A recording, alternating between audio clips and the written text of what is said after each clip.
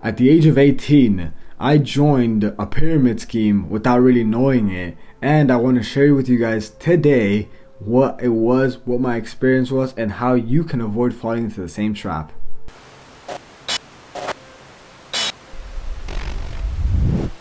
Hey, what's up guys? Welcome back to Scarcity Lifestyle, where we talk all things fitness, finance related topics. And guys, we are still on Christmas week, and as a matter of fact, we are going to continue with the 7 days of jolliness here in Scarcity Lifestyle. And my gift for you guys today is another embarrassing story of mine, but it is something that a lot of people have gone through. It's something that a lot of people know, and because they know about it personally and because you've heard about it on the internet, and that is MLMs or pyramid schemes. I want to talk to you guys about how my experience went and how you guys can avoid falling into that, because it's not fun. It honestly is something that a lot of people have fallen into, and it's very saddening to hear, but I want to share my experience, and I hope you guys enjoy this video. And if you do, before we get started, I ask that you guys give this video a like, leave a comment down below if you've ever experienced one of these things before, and subscribe if you haven't. That way we can get right into this video. First of all, what is an MLM? MLM stands for multi-level marketing company, where they go and they distribute products that are not available in stores. You can only get these products from their distributors or their consultants or from their coaches, whatever their titles may be, and they go and they make the money from that. However, that's not their main way of making money. Their main way of making money is through recruiting. Recruiting is one of the best ways to make something grow bigger. You know, you recruit people, but the way that they do it is in a way different. It's a tactical way. They sell you facts with a twist on it. They don't really tell you the full picture. You kind of get it differently. It's one thing to go and receive it from a stranger, but it's another the way that they do it. First, let me show you how they did it with me. I would always get these kinds of messages, and I'd always wonder, like, what are they even talking about? Like, what is this? And then I never really followed up with it. One of them I have right here. It was this person who says that they have 49 mutual friends with me. They said, "Hey Carlos, you seem like a sharp guy. This is a random, but I am working with a brokerage that is expanding. I can't guarantee anything yet, but are you the type to keep your options open for additional opportunities to make more income if it makes sense?" You know, I've gotten a lot of questions like that. You know, I didn't reply to that, but I've gotten a lot like that. I didn't know this person personally. I left it as not even opened. But you get a lot of those messages. But the way that a lot of these companies will work is that they'll go for the people that you know. So for example, one of these businesses coaches or one of their distributors can be a close friend of yours. It could be a family member, someone you admire and trust, and they come to you presenting a great job opportunity, a great business opportunity, and they hit the right marks. They say, "Man, I think you'd be perfect for it. I believe that you can do it. You can be your own boss. Financial freedom."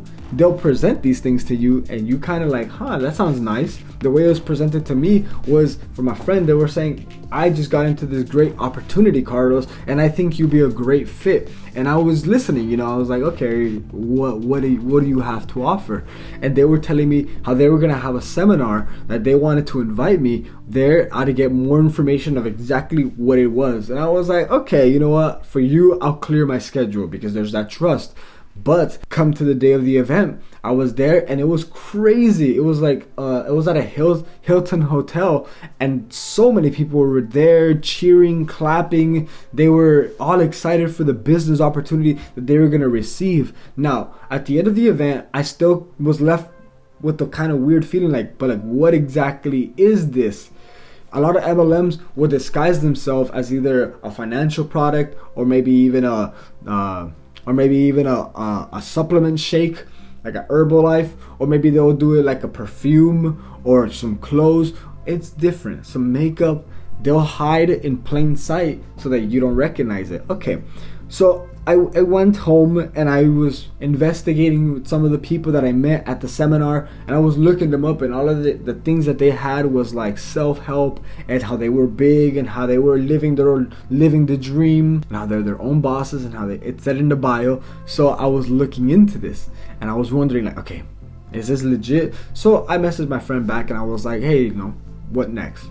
And then they were like, okay, I'm going to take you to an office over in Calabasas, and we're going to see how it is over there. And I went there. And the thing is, when you show up, you come and you find lovely people. These guys were amazing. You come and they have some great hospitality. They're there pitching you a dream. They're selling it to you. They're telling you, you deserve more. You should be your own boss. Financial freedom. And they start indoctrinating you almost into this mentality that you deserve more, which everybody enjoys hearing, that I can be more, I can be better. So they start motivating you once again. And after that, I then met up with a person where they were just telling me, I want to see if you're a right fit. And then they're like, but they called it was going to be my interview, but the interview just consisted of them telling me how much I was going to pay, how much I was going to be there. So and what it would require from me also, pretty much just go get a license and be appointed and pay a monthly fee.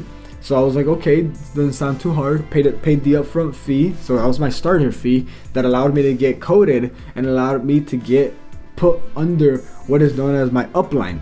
An upline is the person who is right above you, who recruited you. Every person has an upline up to the main man. The way that recruiting works is that, say you come into the business and they go and they put you under somebody, and then they're going to motivate you to recruit people. They're going to say recruit 5 people, and they sit you down, give you a sheet, and they say write 100 names of people that you know that are going to be good fit. Not even good fit, just people that you know almost. When you're like, damn, 100 people? I don't even talk to 10 people. So like, where am I gonna get 100 people? And they're like, just go through your Instagram followers and like see who you get. Damn. Okay, so they tell you like that, bring the people, motivate the people, and then get the people to do it. So you start doing it, you start messaging people, but then you find out that not a lot of people are very interested. A lot of people are perfectly fine with their business, with their jobs, so you get rejected. And then you finally get some people in, and then you finally start talking to them, finally start motivating them. But it's kind of weird because you're doing exactly as they're telling you, but you're not really making any money. And then again, you're like, man, it's just me. The way that they sell it to you as well is that they start telling you that it's through hard work. It's through pushing out the negative people. So that means that if a friend tries to tell you, no, this is not a good business opportunity, that's not a good friend for you. And they tell you things like that. So right, I continued. I was there. I was showing up to every one of the meetings, and I was doing what I needed to do, watching other videos, trying to read as many books as I could. But then something happened in me that kind of sparked that curiosity. I started asking the people around me what their experience was like, and everybody kind of said the same thing. They were like, wow, it's an amazing opportunity. It's because a lot of us will never be able to be more in life, but this is doing an amazing thing through this company. And then I asked them, how long have they been here? They tell me like 2 years. And how much have you made? And that's when they're like nothing. Nothing. And they've been here for years and they haven't made nothing. And I'm like, how many people have you recruited?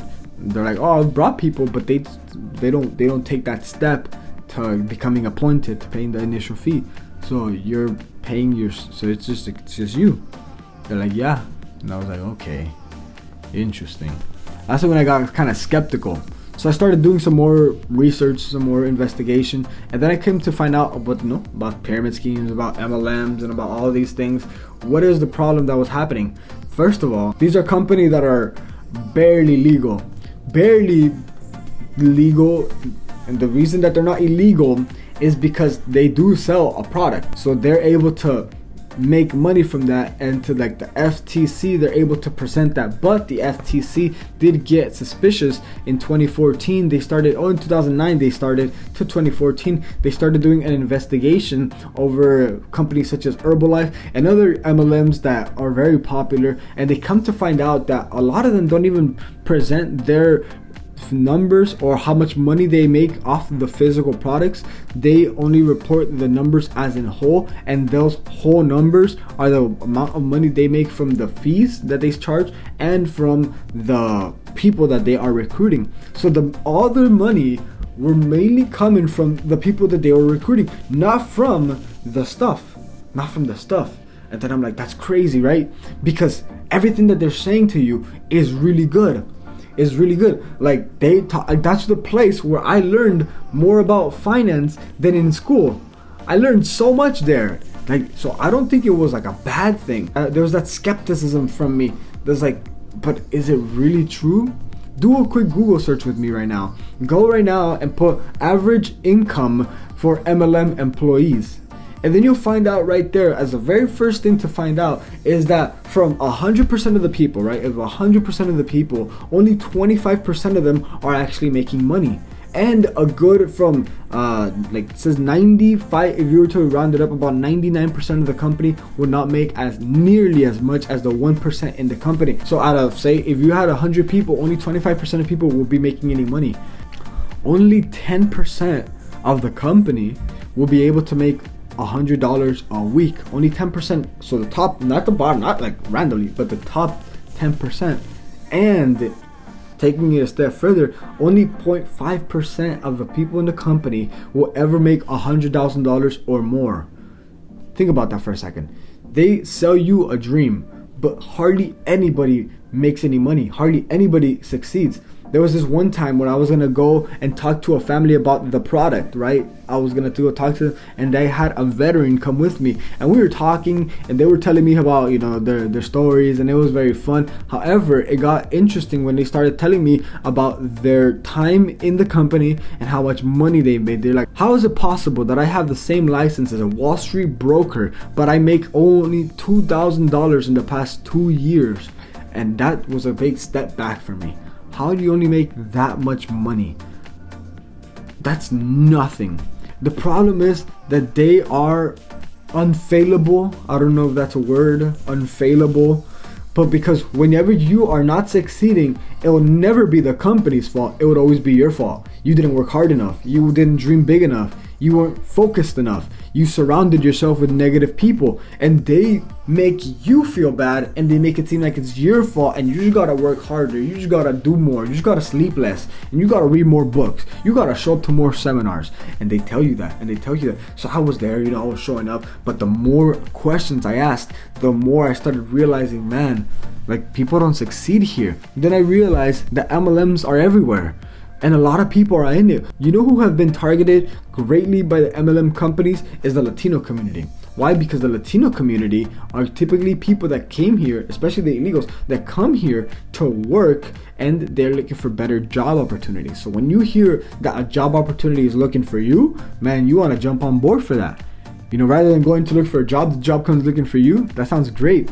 But this is the problem. The MLM pitch appeals greatly to those that are struggling financially and can't make ends meet, or they're too young to know otherwise. So in this year, it's been, a lot of people have lost their jobs. A lot of people are in debt and they're struggling. And recently the Congress came out and they said they're only going to give $600.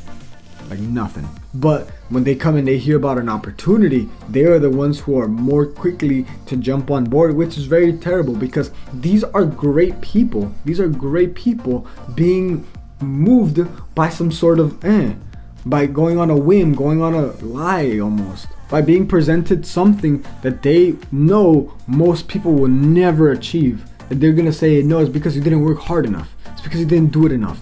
But the truth is that there's that toxicity in it, that they make you feel bad. They make it feel like you're the problem. It's your fault.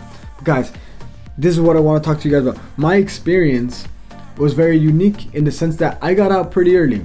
If I'm not going to lie to you, but because I asked the right questions. People have been in there for years, and people are knocking every time to come and try and promote you, to come and get you hooked into what is all this whole world. You know where they'll find you? They'll find you at your supermarket, or they'll find you at the mall, and they'll say they just opened up a business close by. You've known them. You've probably heard them. They're just they're the people that look like they're looking for someone to go talk to, and that person is to you.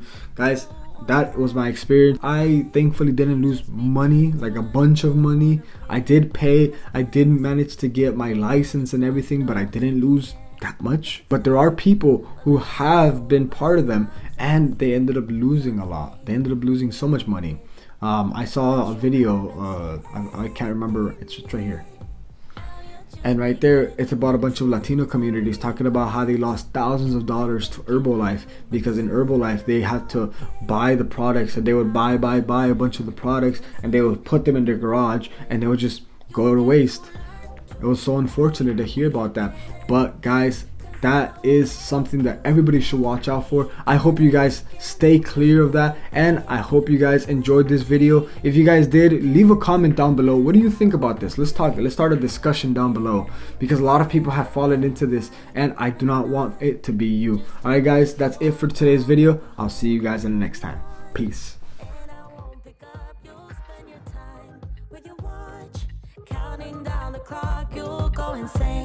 Go insane, and I like it.